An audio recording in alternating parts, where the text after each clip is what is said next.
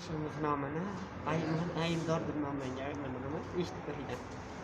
Ayblar eding mani doim oson, seni sevib bo'ldim sarson. Ey tuyg'ular ketyapti bo'lib yakson, seni sevdim har qachon, lekin ayblamagin mani, menga qishloqda bergan va'dang qani. Ey sensan o'sha oshiq qilgan mani, o'zing aybdor eding, menga e'tiboring yo'q edi. Sen bilan bo'lgan payt ishon ko'nglim to'q edi, ammo bora o'zgarib qolding, mani nega bir fikr xayolimni olding. Ay vafosiz yorim, hali kecha qayda qolding. Rashk qilsam ayb menda, xiyonat qilsang ayb menda, men yashashni xohlardim, ey sani qalbingda senda. Bu she'rimni aslida umuman olganda ancha yillar, shu 14 yoki 15 yoshimda yozganman.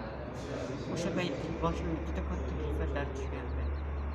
Lekin Rohibani sevgim qutqarib qoldi, tirik qoldim.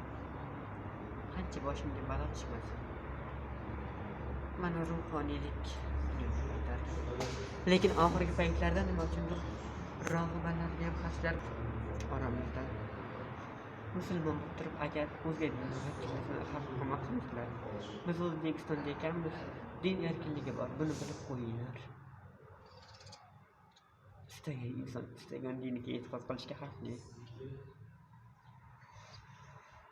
Bundan ancha yillar avval men ham oddiy odam edim. Lekin ba'zi bir narsalar tufayli hayotim butkul o'zgarib ketdi. Ikki insonning sehrmanda jamlanadi. Folchi bilan chekchi. Biri jin bilan urushgan bo'lsa, bittasi ulardan foydalanadi. Folchi edi.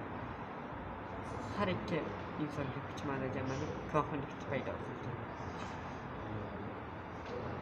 Lekin rohiblar adolat va haqiqat yo'lida xizmat qilishga qasam ichgan.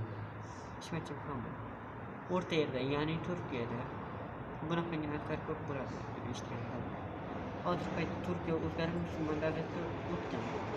Turkiyada ozgina deyarli qolmagan bo'lsa, lekin ishontirib aytamanki, toki rohibona tirik, bizni hayotimiz xavf ostida qolishiga haqli.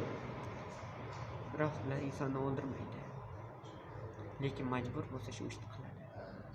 Buni majbur qilishga bo'lsa, siz yaqinga oddiy odamlar majbur qiladi. Buni unutmanglar. Sizlarni yaxshi ko'raman.